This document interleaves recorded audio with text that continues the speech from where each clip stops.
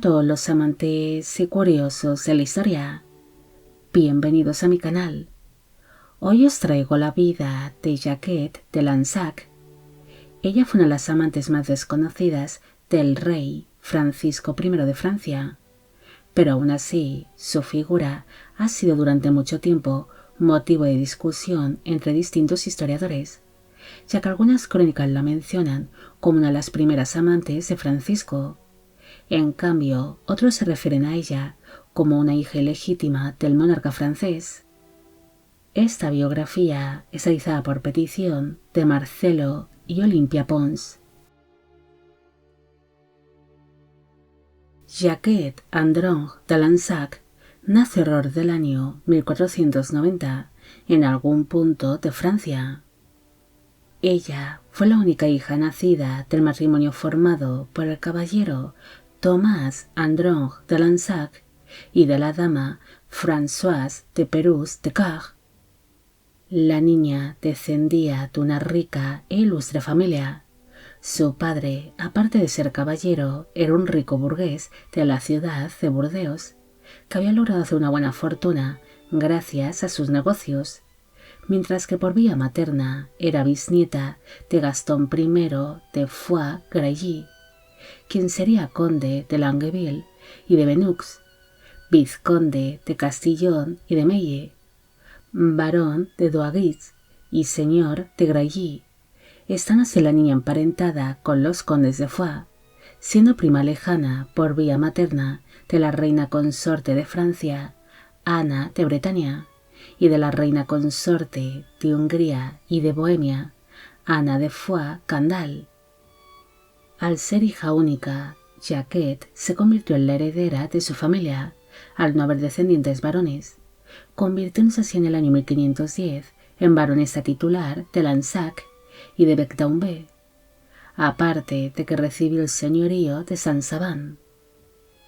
2 años después, en 1512, ella se acabaría casando con Alejandro de Saint-Gelais, que era señor de Cornefou y de Brie-au-Loup, teniendo para entonces ella unos 22 años de edad en el momento de la unión. Su marido Alejandro fue un hombre bastante respetado dentro de la corte navarra y de la francesa, ya que él había ejercido como chambelán y como consejero del rey de Navarra, Juan III de Albret. Gracias a la posición de su marido y al parentesco que Jacquette guardaba con la reina Ana de Bretaña, la dama empezó a tener acceso a la corte francesa, conociendo así al yerno del rey Luis XII de Francia, el príncipe Francisco de Angulema, quien estaba casado con la princesa Claudia de Francia, quien era hija de Luis XII de Francia y Ana de Bretaña. La dama pronto captaría la atención del príncipe Francisco, quien no tardó mucho en empezar a cortejarla, debido a que Jacquette era descrita en su época como una mujer hermosa, inteligente, culta y de gran encanto, convirtiéndose así en la amante de Francisco al poco de haberlo conocido. Fruto de aquella relación extramatrimonial nacieron 2 hijos: Luis, quien llegó a ser un destacable diplomático y consejero de Estado, y una niña de la que se desconoce el nombre, la cual falleció al poco de nacer. En el año 1515 falleció el rey Luis XII de Francia, y como éste no tenía para entonces hijos varones, sería su yerno Francisco quien se sentó en el trono francés bajo el nombre de Francisco I. Hay cierta confusión sobre si Jacquette era la hija o la amante del rey Francisco, ya que se conservan muy pocas crónicas en las que la dama sea mencionada, y la traducción de estas es un tanto confusa y contradictoria.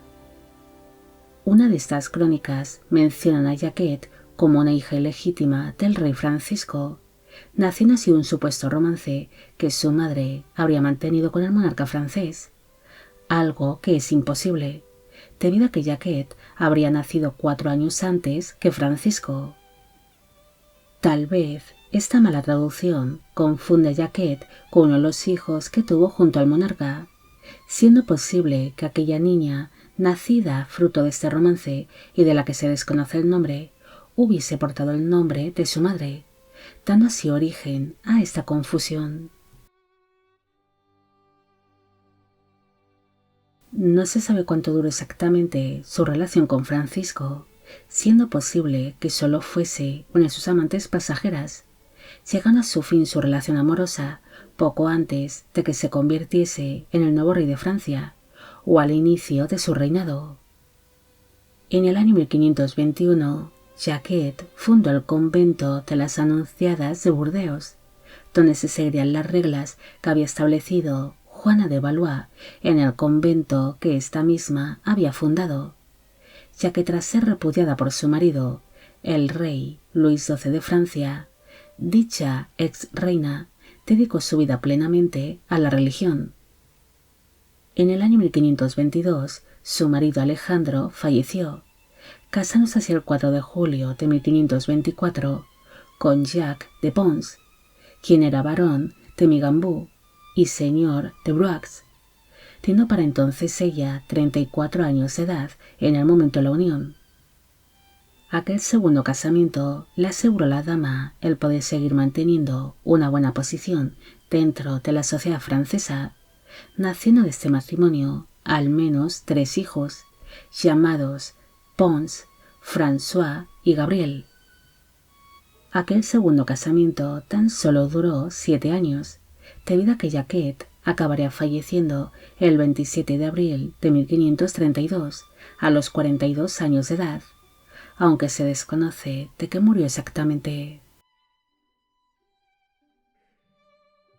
No hay mucho más que decir sobre Jacquet. Ella es una de las amantes menos conocidas del rey Francisco I de Francia, siendo un personaje bastante olvidado de la historia.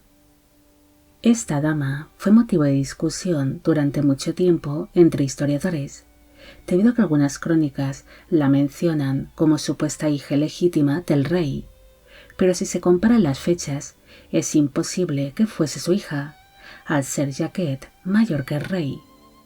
Así que es muy posible de que solo se trate de una confusión o de un error a la hora de traducir tales crónicas, algo que ya ha pasado en otras ocasiones y que provoca que la historia se vuelva algo confusa o difícil a la hora de ligar las historias entre personajes. Bueno amigos, llegamos al final de la vida de Jacquet de Lansac. Espero que os haya gustado esta historia y espero a que a Marcelo y a Olimpia Pons también. Como siempre, agradeceros todo el apoyo que recibe el canal. Mil gracias por ver los vídeos que voy realizando y quisiera agradeceros de corazón el que forméis parte de Biopic Channel. Hoy me gustaría saber qué os ha parecido esta historia y si conocéis otros errores dentro de las crónicas que provocan ciertas confusiones históricas. Y con esto me despido. Hasta la próxima.